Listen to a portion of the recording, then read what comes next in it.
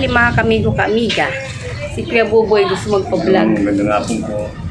Gusto niya magpa-vlog. Bakit boy? Ano bang, ano ba, kailangan mo magpa-vlog? Ano bang ano ni?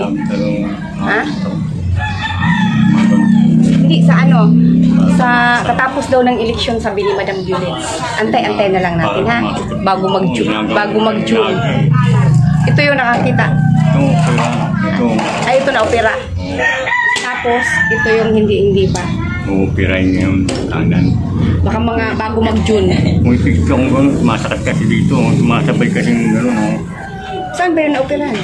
Ha? Saan yung na-operahan dyan? Ito nga eh. Bakit sumasakit yan? Malinaw to. Ito yung ano yun ba? Ano siya nga yung malabo ng ano, gumagalo na. Sumasama siya. Dinidilat ko. Magalo siya. Ang ginagawa pag pinikit kong gano'n, malinaw to. Yung kaliwa. Ganyan o. Wala yung sagabal to. Yung dumidilat ko yun. Magalo siya. Tama. Kinang pasalamat mo kay Madam Violet kasi napakita ka na. Magdang hapon po, Madam Violet po. Pasasano po kayo kasi minsan sumasakit talaga yung kaliwa ko. Dumidilat yung kanan. Yung dalawang mata, pag pinagkasama ko itong gano'n, nakadilat yung kanan. Sumasakit yung kaliwa. Ito po. Ginagawa, pumipikit na lang po ako eh. Sakit eh. Kaya minsan, nakagano'n kong daliri ko. Natawa lang ang sarili ko, tatakpong gano'n. Malinaw siya eh. Kasi yung dinidilat niya, no, sumasakit. Sobra talaga, ang laki talaga ng pasalamat mo kay Madam Violet. Dati nangangapa ka. Hindi ka talaga nakakaano yung hirap na hirap ka dati kumilos. Ngayon, pasalamat ka talaga. Sobra-sobra nakakalakad ka na. Nakakagala-gala ka na. Malabo ka. Nakakita kasi sobrang labo. Nakita, hindi ka tulad talagang tumalino kahit malayo nakita ka. Nakita mo. Malinaw talaga. Tanong ko sa'yo, ba't nagpa-vlog ka tungkol kay Bida? Ano bang problema nyo ni Bida? Eh, Madam Violet, ako po wala naman akong ginagawa kay Ate Bida. Ewan ko bang Paliwanag ka. May problema yun, hindi ko alam. Pero isa nagpupuweto lang tayo, wala naman akong ginagawa ng sama sa kanya lagi. Ay kahapon eh, ang hirap yung susan ng bangko. Eh, tapos hindi nagsusan eh, dinala niya yung bangko sa may kanto. Sabi sa kanya, punta ako, kaya bigising ko lang. Ate Bida, ikaw lang magtuloy yung bangko, baka magalit si Ate G, yung pisang ko. Ito nagalit. Ano ba ngayon mo dito? Ako na nga yan, bangko. Oo, ang ginawa ko yung bangko. Sabi ko, ako na nga yan. Kaya ayaw mo pala isoli. Sabi ko, ba't laging yung lagi? Hindi ko nga alam, bakit laging may gampong niya sa akin eh. Wala naman akong ginagawa lagi sa kanya. Parang nagagalit sa'yo, gano'n? Nung ngayon ko bang laging ano yun, akala mo, muntis yung naglili sa akin, yung ano mo. Alam, laging nagagalit. Itulad nung nagbunta sila ate, ano, di ba? Marita. Nagagalit pala siya. Oo nga, nagagalit nga siya eh. Eh, wala naman kami ginagawang masama sa kanya. Nakwento niya sa akin. Sabi ko maganda yun. Good ka. Tinutulungan ko yung madam. Mabait nga si madam dati. Nakagulit. Na tinutulungan ko lang ako. Wala naman ginagawang masama sa kanya. Laging, ewan ko bang na ano yan eh. Alam ba na yan. Hindi ko alam. Laging gagalit sa akin. Wala naman ginagawa lagi sa kanya. Tinulungan ko lagi na popo. Ang sabi ko misa kay Nanay Inday, napatulog sa rin. Sabi ko kay Nanay Inday minsan, binibiro ko nga kay Nanay Inday. Nay, yung yaya mo, tulog pa yata, tanghali na. Binibiro mo, ano sabi kaya, nagpa-vlog kasi si Kuya Buboy ngayon, Madam Violet kasi tungkol daw kaya Bida, galit na galit daw sa kanya lagi. Kaya gusto ko malaman kung anong dahilan. Nanay Inday sa akin, ayaw mo, kung ano ang masasabi ni Kuya Buboy. Alam niyo pong kahit kailan di akong hilig sa away-away na yun. Ewan ko bang bakit ng away lumalapit sa akin, wala naman akong nagawang masama. Hindi ko alam bakit laging nagagalit si Ate Bida. Kasi yung una, sabi kong kukuha ayuda, tinutulungan ko na siya. Kumukuha ng ayuda. Isa nakuha siya. Oo. Sabi ko, kumuha ka ng bago ng indigency. Yung indigency na low income, ng magkakaroon ba yung nakita? 2,000 yun, oo, 2,000. Oo. Yun po, sabi ko lang sa kanya, ayaw yun na maniwala sa akin lahat.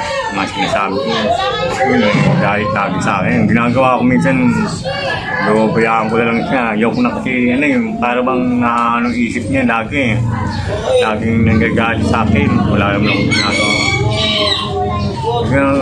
Kinabayan minsan dumadaan sa daanan ko, hindi ko na pinapansin. Baka lalo umiinit ang dugo. Kaya pala, sabi niya sa akin na si Buboy hindi na mamansin sa akin, nagsumbong sa akin. Hindi daw ikaw na mamansin kay Bida, yun pala. Nagsumpwento kasi sa akin, hindi ka daw na mamansin sa kanya. Hindi ko pinapansin? Oo, sabi niya. Siyempre, nag-iisip din akong... nag-ano ka na lang. Mata kong talagang... Di ba, talagang... Parang umiiwas ka na lang sa kanya, gano'n. Iniiwasan mo na lang. Nag-iisip ako ng yung walang masama yung kung hindi ka pinapansin mo, basta wala akong ginagawa sa yung masama. Tama. Ang akin lang kasi po na iisip kong makatrabaho kasi hindi nahihilang po ako. Madam Duli, Madam Russia, Madam Gracia, Madam MSRR, Anonymous in Canada. Maraming salamat po sa inyo lahat, pati si Anonymous. Madam Canada. Tama po yun, nakakalimutan ko na. Maraming salamat po sa mga puwarta niya uli sa akin. Kasi po, malapit naman po ng butuan ng pagtapos na lang po. Gusto ko talagang trabaho talaga ng maayos. Ito lang po siya ngalanganin eh. Hindi ako makakang dito. Ito lang ba masama yung dalawa eh. Dalawang masama. At sumasakat ng kaliwa ko eh. Ito po yung FW. Huwag ka magpuyat. Kasi gumagano yung pag nalibig. Hindi, yun din ang dahilan din yan kaya sumasakit yan kasi baka nagpupuyat ka.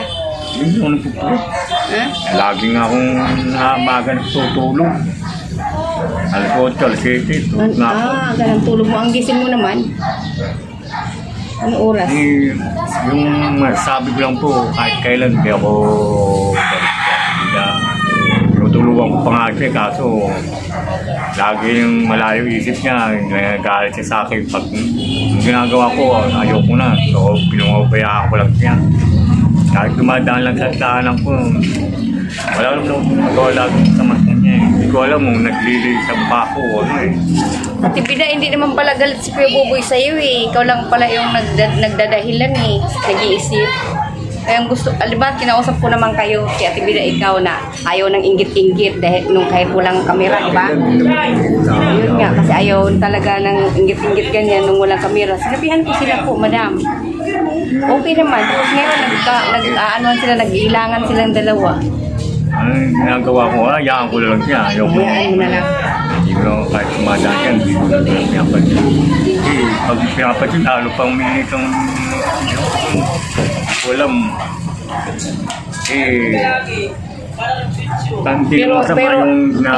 pero hindi ka naman galit kay Bida. Wala hindi naman galit eh. Siya lang yung lagi may galit. Hindi naman siya galit.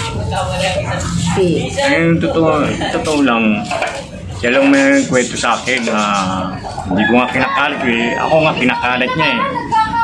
O kahit kailan hindi ko siya kinalat na gagawa niya. Kahit kaninong tao hindi siya sinusumbong.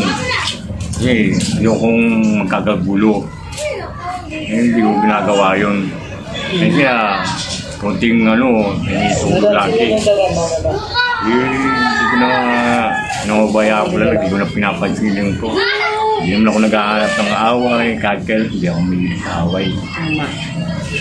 Yun lang po ang Ate Bida, ang ulo lagi. Hayaan mo na lang, pagpasensyahan na lang natin si Ate Bida. Diba? Kasi bago-bago ang niya, pagpasensya, diba? Kaya duman kasi siya ng isko, kaya ganun siguro. Kaya tayo na lang din mag-intindi sa kanya. Pero di ka naman pala galit sa kanya. Kaya pala di ka rin mapakali. Kaya nagpa-vlog din si Kuya Bongboy. Parang naisip niyan. Ayun, ginagawa ko lang. Ayaw ko pansin. Kasi pag pinapansin mo, lalo umiinit ang ulo. Yung pinapansin na lang umiinit. Parang nagagalit ko yung parang taas bang dugo niya na tumataas. O kumusta ka naman ngayon na wala na si Auntie Tess mo? Ikaw na lang. Kumusta ka naman dyan sa kalagayan mo? Ginagawa, tatambay na lang ako sa kanto. Ng mga laro-laro. Minsan-minsan, laro-laro. Hindi Ganyan. ako isip yun. Alam mo naman si Ate Bita pag sobrang galit. Kahit wala akong ginagawa galit. Ayan na. Sabi ko po, tsaka na tumanda, para bang na siya bang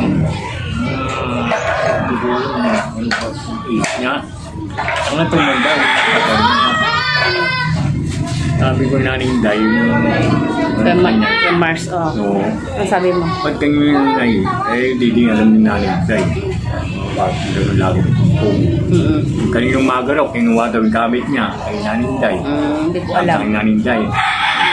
Sabi ko naning day, pabayaan mo na yun. Gusto niya yun eh. Pag yun mo, lalaki pa ulo niya yun. Tama. Pabayaan mo na lang. Nagpaalam ba siya kay Maring Inday? Ha? Nagpaalam ba siya? Ayun. Yun ang tanong. Kaya mo na yan, hindi. Ayun, wala pinapansin ko, lalo Hindi ko siya nakita ngayon eh. ang tulad yung kay Marita, kaya tulad ang kahapon, di ba? Oo. Pala galit din pala kahapon, nabalita ako, galit. Oo nga, mainit ang ulo niya eh. Oo. Hindi ko nga alam. High blood nga siya kahapon eh. Kaya nga nagpusa ko high blood sa TV dyan.